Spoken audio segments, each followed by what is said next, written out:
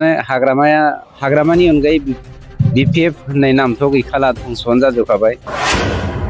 गासैबो बिपिएफ लिडारा दिनै इउपिपिएलआव जइन जानो नागिरगासिनो दं। गोबां बिपिएफ लिडार जोंनाव जइन जानो रायज्लायगासिनो दं, जों दा बुंथ'वा।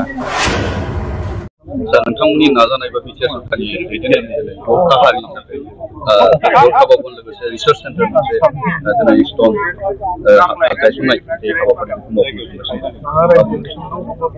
दिनैनि जा अन्थाइ खाम्फा गायसननाय गोरखा भवन आरो बेनि कालचारेल स्टाडिनि सायावहाय बियो जोंनि मा होनो जोंनि जा एकर्ड दफाजों सोमोन्दो गोनां।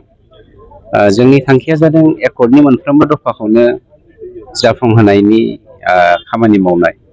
गतिके भारत सरकारा बे बेलायाव जोंखौ आसाम सरकार भारत सरकारा जोंखौ हेफाजाब होगासिनो दङ। बेफोरथ' फिसा फिसा दफासो, गिदिर गिदिर दफा जोंहा मावबावनो गोनां दंबावो मोननैसो, आरो बेबो खोब खम समनि गेजेरावनो फेब्रुवारिनि दाननि गेजेरावनो बेबो जाफुंनो थांगासिनो दङ। गतिके मोनफा मोनफा दफाफोरखौ मावफुंहोनाया जोंनि खामानि बा मावफुंनाया जोंनि खामानि। आसाम एकर्डआ दिनै 30 बोसोर बारलांबाय, नाथाय दिनैसिमबो इमप्लिमेन्टेसन जाजोबाखै। नाथाय जोंनि बिटिआर एकर्डआ 4 बोसोरनि गेजेरावनो फ्राय इमप्लिमेन्टेसन जाजोबनायनि लामायाव फैगासिनो दङ। गतिके खामानिफोरखौ जों मावफुंगासिनो दं।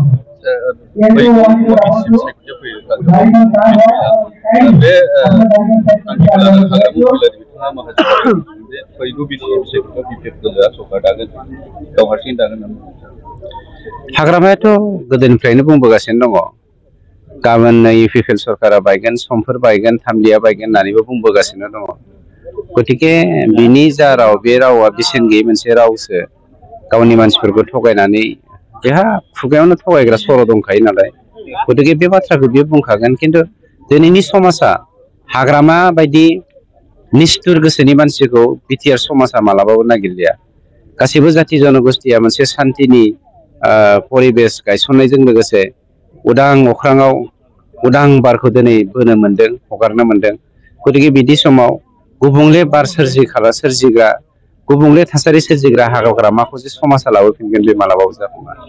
बिथाङा बुंबावदों जे इउपिपिएल बेयो थाखोआवसो दङ, 3थि थाखोआव गिबि थाखोआव बिपिएल। बेखायनोथ' दाखालि बिसोरो एमपिआवबो जेनदों, एमएलए आवबो जेनदों, आरो जेनबावगोन। हाग्रामानि अनगायै बिपिएफ होननाय नामथ' गैखाला धंस'आनो जाजोबखाबाय। गासैबो बिपिएफ लिडारा दिनै इउपिपिएलआव जइन जानो नागिरगासिनो दं। गोबां बिपिएफ लिडार जोंनाव जइन जानो रायज्लायगासिनो दं, जों दा बुंथ'वा। सम फैबा जों बुंगोन। दा बेंटलाव खुंजानाय बिपिएफनि गोबां हाबाफारियाव नुनो मोनाखै, माबा मोनसे इसारा दं नामा? खाम्फा बरगयारि बिथांल' नङा, बेंटलाव बिथांमोननि सेन्ट्रेलनि जा प्रग्राम, बेवहाय 3,500 मानसि गेदारिं जादों। होमब्ला स्टेट बिसोरनि काउन्सिलनि मोनसे एफा गिदिर जथुमायाव 3,500 मानसि गेदारिं जायोब्ला बिनिख्रुइ लाजिं सिं बाथ्रा मा थाबावनो हानो? खाम्फाल' नङा, गोबां लिडारानो फैयाखै, आरो हाजार हाजार बिथांमोननि सापर्टारा दिनै पार्टिखौ नागारनानै इउपिपिएल दोलोआव हाबफैगासिनो दङ। बिथाङा बुंबावदों जे बिटिसिआव बिपिएफ दोलोआ सरकार दाफिननानै आगोलनि बायदि सासन खालामफिनगोन।